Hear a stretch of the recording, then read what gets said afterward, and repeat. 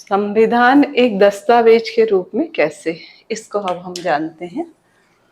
तो संविधान में क्या होता है, भाग हैं, अनुच्छेद हैं और अनुसूची है।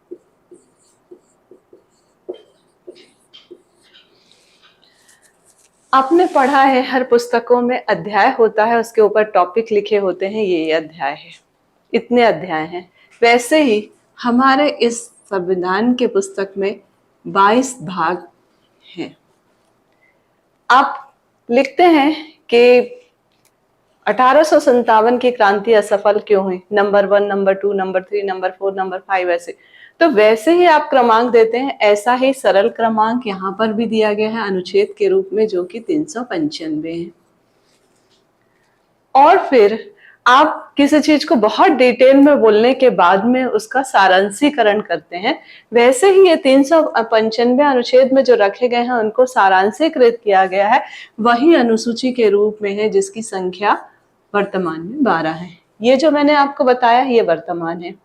कई बार क्वेश्चन ऐसा आता है कि मूल संविधान में इनकी संख्या कितनी थी।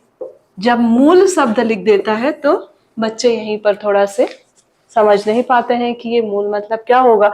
तो मूल कहने का मतलब जिस समय हमारा संविधान बनके तैयार हुआ, जिस समय हमने संविधान को लागू किया था 26 जनवरी 1950 को, उस समय संविधान में कितने अनुच्छेद थे और कितनी अनुसूची थी। अगर ये क्वेश्चन आता है तो हमारे पास भाग की संख्या तो वही थी, 22 ही थे। अब वर्तमान स्थिति में थोड़ा चेंज कर करके इसकी संख्या लगभग 26 हो गई। कैसे चेंज हुआ, कैसे 26 हो रहा, उसको देखिएगा। हमने कहा भाग 4, पहले हमने रखा हुआ था भाग 4, तो भाग 4 में जो था उसके अलावा फिर जोड़ दिया गया। क्या जोड़ दिया गया, भाग 4 का ये जोड़ दिए, तो एक संख्या बढ़ गई। पर भाग 4 के बाद 5 ही आया है, 6वां 7वां ऐसा चेंज नहीं हुआ है ना। ये एक आ गया। इस तरीके से हमारे संविधान में जुड़ते गया। ऐसे ही अनुच्छेदों की बात करते हैं तो 395 आज भी है, पर बीच बीच में जोड़ दिया। अब आप बच्चे लोग जानते हैं कि 21 का आपको शिक्षा का अधिकार दिया गया, तो ये बीच में जुड़ा 21 और 22 के बीच में। ऐसे करके आज वर्तमान स्थिति में देखा जाए तो 444 के अधिक अनुच्छेद की संख्या हो गई, पर शुरुआत 1 से 395 ही है, बीच बीच में ऐड हुए। अनुसूचियों की संख्या मूल संविधान में जब आपसे क्वेश्चन पूछा जाता है तो मूल संविधान में इसकी संख्या थी 8, और आवश्यकता के अनुसार परिवर्तन करते गए, संविधान संशोधन होता गया, और वर्तमान में अनुसूचियों की संख्या कितनी हो गई है, 12 हो गई है। अब इन्हीं को लेकर के हम क्या करते हैं, संविधान का अध्ययन करते हैं कि किस अनुच्छेद में क्या लिखा है, किस अनुसूची में क्या लिखा है।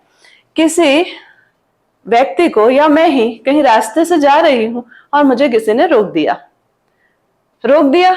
मैं इसके लिए न्यायालय में गई कि मुझे न्याय चाहिए कि मुझे रोक दिया, तो मैं कुछ तो दूंगी कि हाँ भाई मेरा ये अधिकार था, इस अधिकार के तहत मुझे रोक दिया गया। तो न्यायालय भी इसको क्या करेगा, रेफरेंस लेकर के कि इस अनुच्छेद के अनुसार इन्हें स्वतंत्रता का अधिकार है और इनके स्वतंत्रता के अधिकार को यहाँ पर प्रतिबाधित किया गया है, इसलिए इनको ये सजा होगी या ये इन पर कार्यवाही होगी। तो ये उस समय काम आता है। तो एक पुस्तक में जिस तरह से अध्याय होता है, पैराग्राफ्स होते हैं, जिस तरह से हम किसी चीज को समझाने के लिए सीरियल क्रमांक देते हैं, वैसे ही हमारे संविधान में भाग, अनुच्छेद और अनुसूचियां दी गई हैं, और ये सब आपको समझ में आ गया होगा मुझे लगता है।